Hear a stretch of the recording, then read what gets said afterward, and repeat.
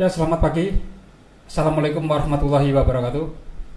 Hari ini kita akan coba diskusi tentang munculnya mata pelajaran baru jenjang sekolah dasar, sekolah menengah pertama, SMA dan SMK di Indonesia, yang mana pada tahun ajaran baru nanti akan memperlakukan sebuah mata pelajaran baru, yaitu coding dan AI. Saya minta pendapat Anda bagaimana AI dan coding ini perlu untuk diajarkan di siswa, baik itu jenjang sekolah dasar maupun sekolah menengah. Pendapat saya, ini langkah yang bagus. AI dan coding itu kan kemampuan masa depan. Dengan belajar sejak dini, anak-anak Indonesia bisa lebih siap menghadapi dunia kerja yang makin canggih. Mereka jadi lebih kreatif, logis, dan bisa memecahkan masalah dengan cara baru. Ini penting banget buat kemajuan bangsa. Baik, apa rekomendasi Anda silabus yang harus diajarkan terkait dengan coding dulu ya?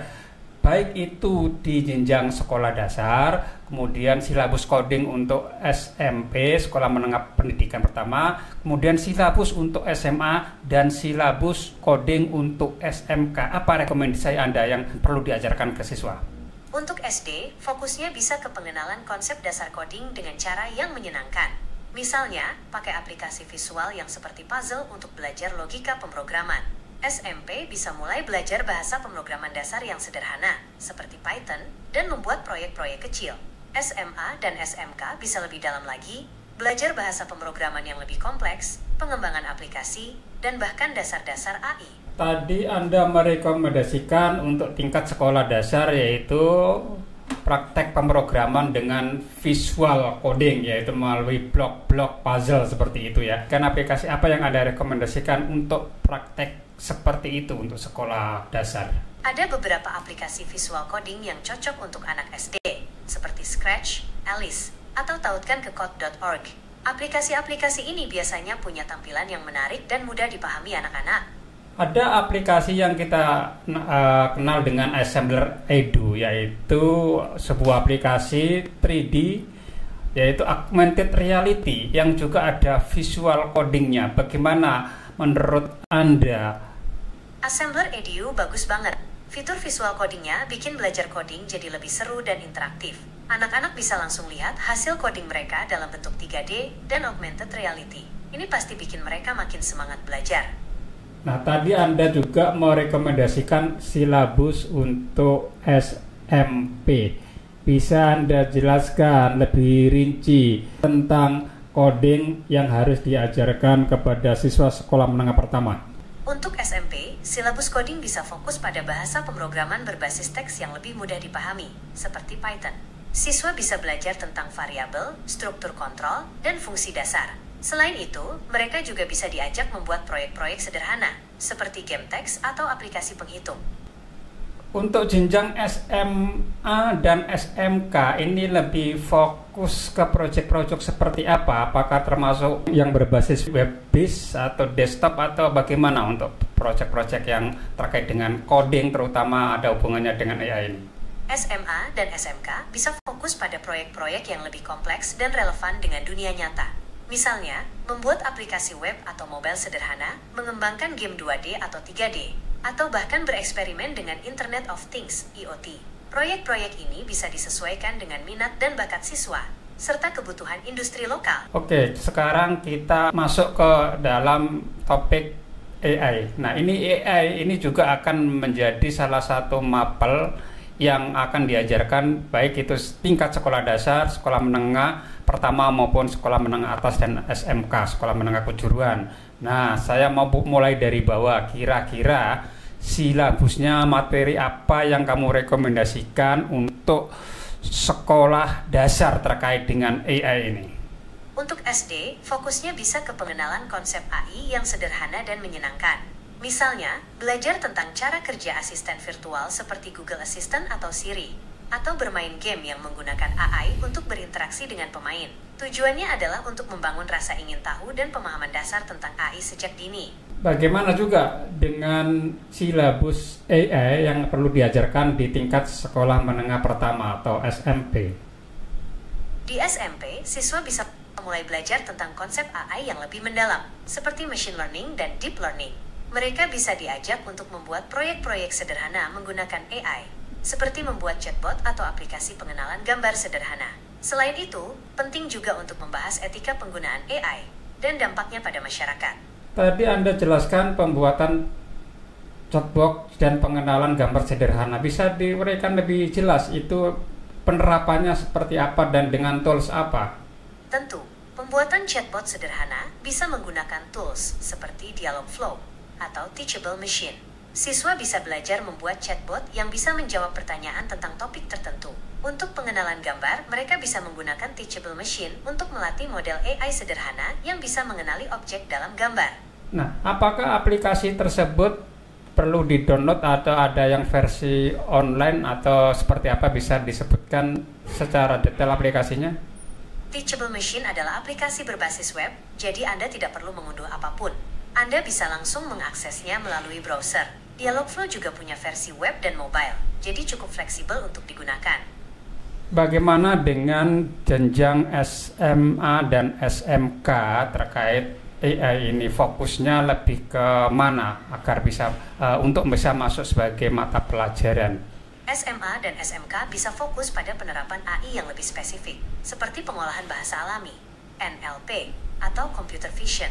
Mereka bisa belajar membuat aplikasi yang bisa menganalisis sentimen teks atau mengidentifikasi objek dalam gambar. Selain itu, penting juga untuk membahas implikasi etika dan sosial dari penggunaan AI dalam berbagai bidang. Aplikasi-aplikasi apa yang Anda rekomendasikan untuk mewujudkan untuk siswa bisa praktek seperti yang Anda rekomendasikan tadi? Ada beberapa aplikasi yang bisa digunakan, seperti TensorFlow atau PyTorch. Keduanya adalah library Python yang populer untuk machine learning dan deep learning. Siswa juga bisa menggunakan Google Colab, platform online yang menyediakan akses gratis ke GPU untuk menjalankan kode AI. Proyek-proyek apa yang sebaiknya bisa dihasilkan oleh siswa menengah atas atau siswa SMK kaitannya dengan AI ini? SMA dan SMK bisa membuat proyek-proyek yang lebih kompleks dan aplikatif, seperti aplikasi pendeteksi penyakit tanaman berdasarkan gambar daun, atau sistem prediksi harga saham menggunakan data historis. Proyek-proyek ini bisa disesuaikan dengan minat siswa dan potensi industri di daerah mereka. Menurut Anda, nanti apakah siswa lebih berfokus kepada optimalisasi AI yang ada atau untuk ke arah pengembangan AI itu sendiri menurut Anda? Menurut saya, siswa akan lebih berfokus pada optimalisasi AI yang sudah ada.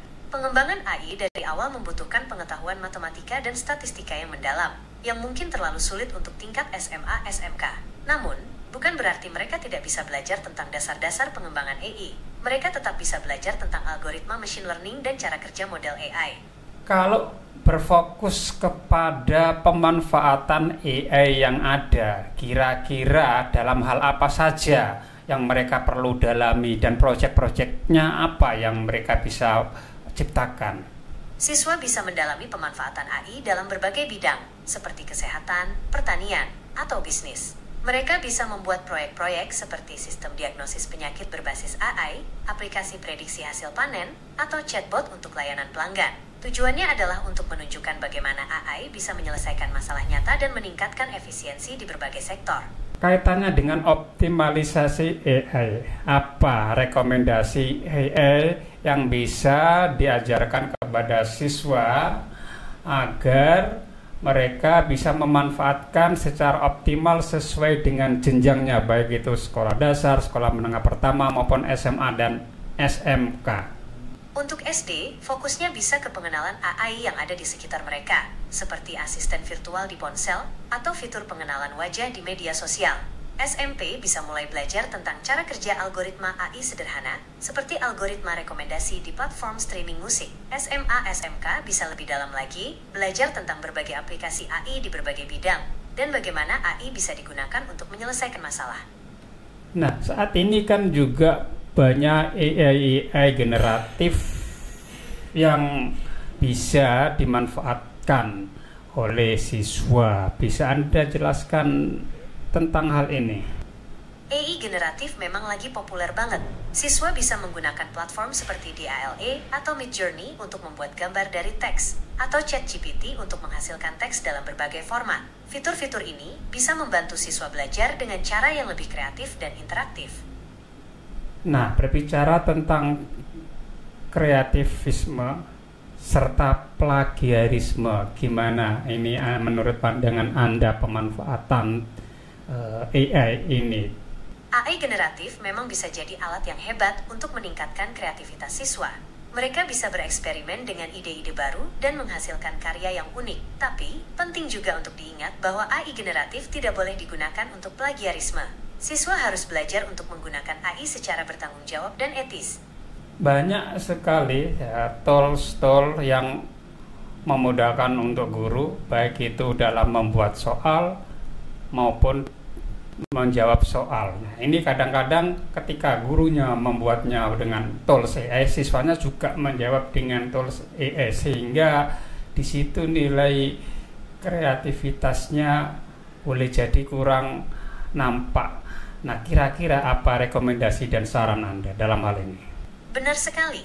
Salah satu cara untuk mengatasinya adalah dengan memberikan tugas yang lebih fokus pada proses daripada hasil akhir. Misalnya, meminta siswa untuk menjelaskan langkah-langkah yang mereka ambil dalam menyelesaikan masalah, atau meminta mereka untuk mempresentasikan hasil karya mereka di depan kelas. Dengan cara ini, guru bisa lebih fokus menilai pemahaman dan kemampuan berpikir kritis siswa, bukan hanya hasil akhir yang dihasilkan oleh AI.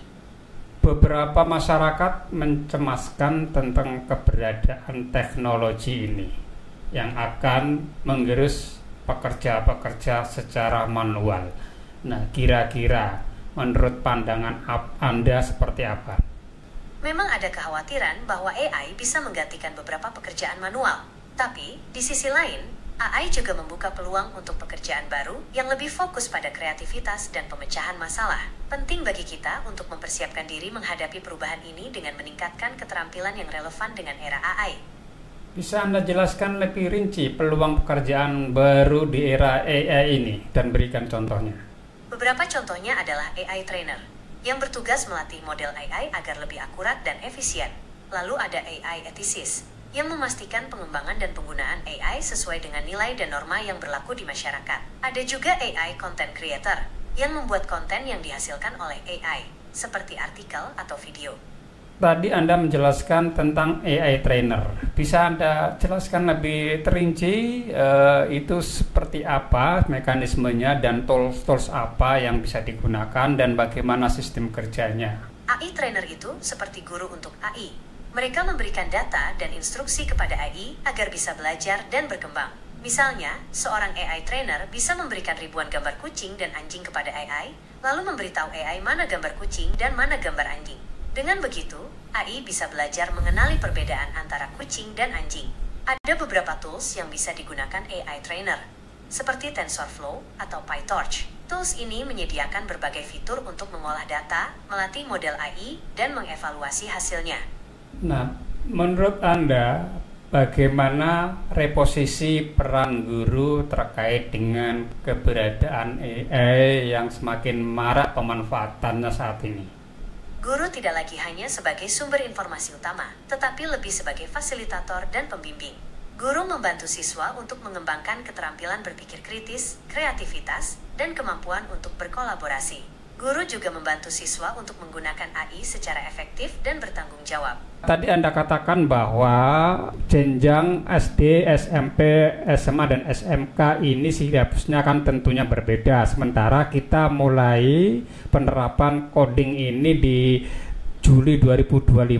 Nah, apakah yang sudah masanya SMA, SMK ini harus langsung lompat ke coding yang berbasis teks, sementara dia nggak mengalami waktu SMP dan SD yang harus menggunakan visual block? Ini bagaimana menurut Anda rekomendasinya?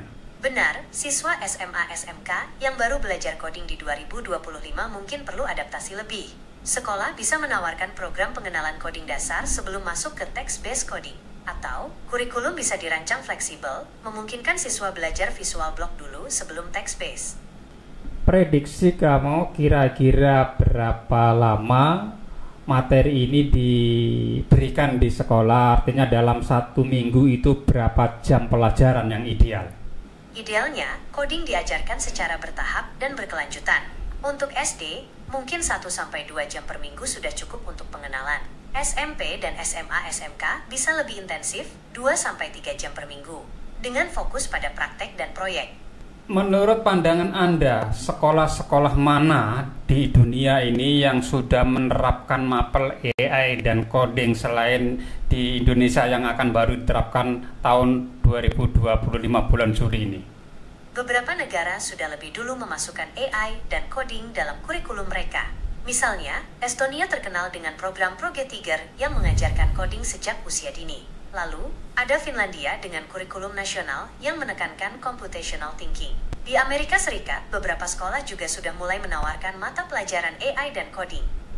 Terima kasih atas diskusi kita pada hari ini. Semoga bermanfaat dan bisa memberikan inspirasi bagi kita semua, terutama rekan-rekan dulu di Indonesia. Sampai jumpa pada topik podcast berikutnya. Dan jangan lupa tetap simak program Podcast Sidai Sinau dengan AI kerjasama SLCC PGRI dengan Rumah Belajar Kalimantan Timur. Wassalamualaikum warahmatullahi wabarakatuh. Sama-sama. Terima kasih sudah berdiskusi dengan saya. Semoga obrolan kita tadi bermanfaat dan menginspirasi banyak guru di Indonesia. Sampai jumpa di kesempatan berikutnya.